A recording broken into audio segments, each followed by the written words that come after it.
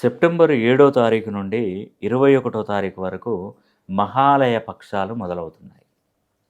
So, ఈ మహాలయ పక్షాలలో నేను పితృశాంతి హోమం అనేది కూడా నిర్వహిస్తున్నాను.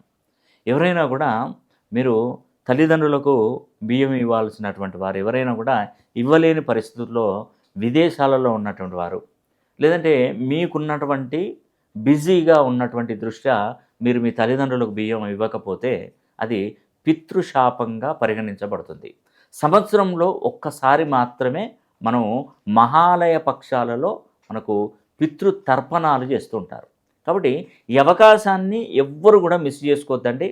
మీ తల్లిదండ్రులు స్వర్గస్థులైనటువంటి వారు కొంత కోపంతో వాళ్ళు మీ మీద ఇబ్బంది పెడుతూ ఉంటారు. కాబట్టి వాళ్ళకు ఒక మంచి టైం ఏంటంటే మహాలయ అమావాస్య. ఆ టైంలో వాళ్ళు ఖచ్చితంగా భూమిపై అంటే దివి నుండి భూమిపైకి వస్తారు. అప్పుడు మనం తర్పణాలు పెట్టినట్టయితే ఖచ్చితమైనటువంటి ఫలితాలు వస్తాయి.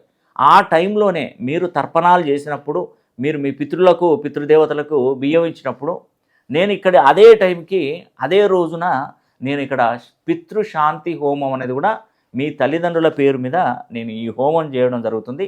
మరి ఖచ్చితంగా మీరు అటు బియ్యం ఇవ్వండి, పితృతర్పణం చేయండి, ఇక్కడ హోమం కూడా జరిపించండి. ఖచ్చితమైనటువంటి ఫలితాలు వస్తాయి. మరి మీ తల్లిదండ్రులకు పితృతర్పణాలు పితృశాంతి హోమం జరిపించుకోవాలంటే మన ఆఫీస్ నంబర్లకు కాల్ చేసి మీరు స్లాట్ బుక్ చేసుకోండి. ఖచ్చితంగా నేను ఆ హోమం జరిపించి ఆ వీడియో కూడా మీకు తప్పకుండా అందజేస్తాను.